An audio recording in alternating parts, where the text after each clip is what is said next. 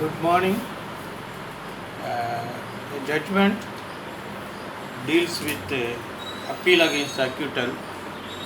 I discussed this judgment only because in this judgment also the defense counsel's efforts to bring several facts during cross examination which created grave doubt on the prosecution case, and the defense counsel was very successful in getting acquittal before the lower court, but subsequently on appeal against acquittal, the accused was convicted. Therefore, the SLP criminal appeal was numbered.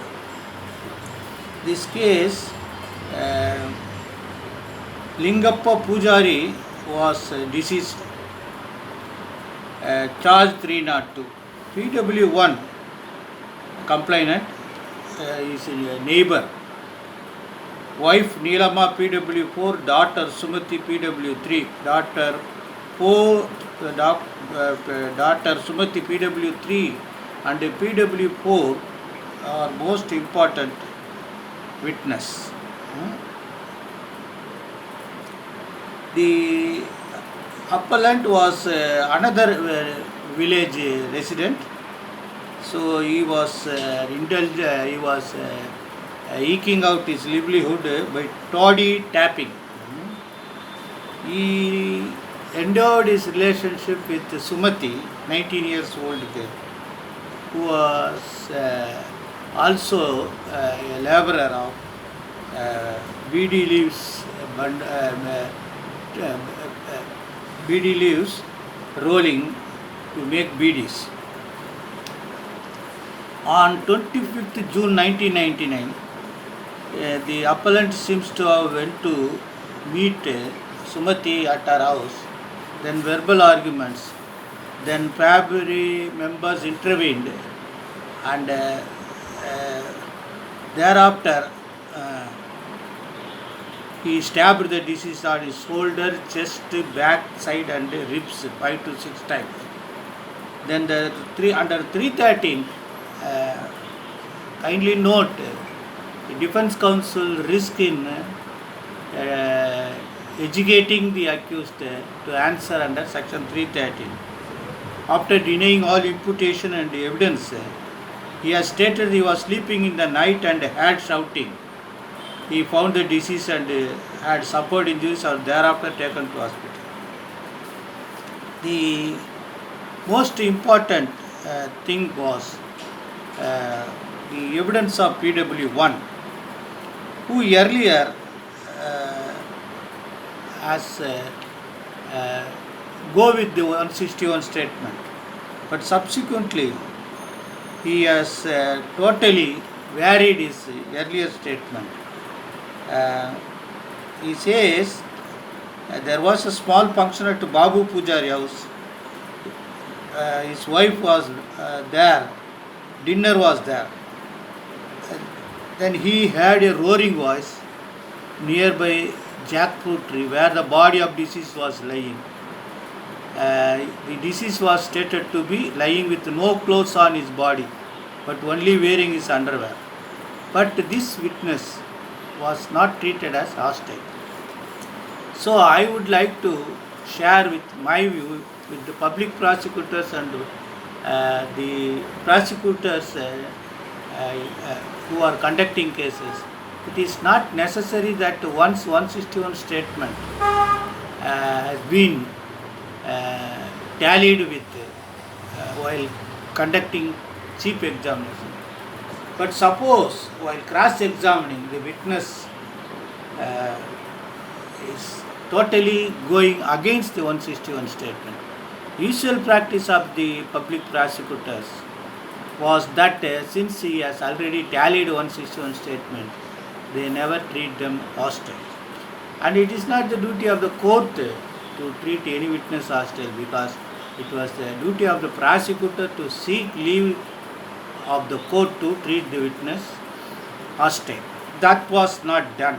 Thereafter, PW 2, 3, 4 evidences were not consistent with each other's evidence. That was the major thing. Mm, Therefore, they have inconsistent story. All of them was that the PW saw blows being inflicted on the waist. PW3 on the other hand stated the first blow was inflicted on the right shoulder when the deceased fell down. This is what the lower court observed. Uh, the further it becomes clear from that the accused was very much available on the next day afternoon at the place of incident when the IO had come for Panchanama. But he was arrested only on 27/6/99 and the recovery consequent under section 27 of Evidence Act was disbelieved by the lower court. The area of arrest was disbelieved, evidence of PWs and failure on the part of prosecution was to treat the PW1 as witness, as hostile witness, has been taken into consideration. But however, the High Court on appeal against the accused set aside the judgment and given modified sentence under 304 Part 1 IPC and 5 years imprisonment to pay a fine of 5,000 was imposed. Therefore, the Supreme Court had stated that if the view taken by the trial court was possible view, then there would have been no occasion for the High Court to reverse judgment of acquittal. They held that the trial court has reasonable view. So appellate court view is not justified. Therefore, they have on 4 grounds, on mainly 2 grounds and other grounds were considered. They have hold that the testimony of the complainant, first story given to the police, but completely turns hostile in the cross-examination. He is not even eyewitness to the incident. That was the presumption available. He was sleeping with his wife and daughter, only rushed to the spirit on hearing shouts. Therefore, the witness of PW1 and the entire case of prosecution was totally disbelieved. The evidence of actual eyewitnesses 2, 3, 4 were also disbelieved because they evidence are inconsistent. Therefore, the High Court Court judgment was set aside. So, with very great effect, the defense counsel has performed its constitutional duty to defend the accused. Therefore, kindly go through the judgment and keep the judgment on your file also. Now, my humble submission is the situation is very grave now. So, for pandemic situation, COVID-19 virus, the virus has now part and parcel of the atmosphere. Therefore, even if you have got a stamina, immunity, it is not advisable to conceive that or more than the required stuff which could be resisted by your body.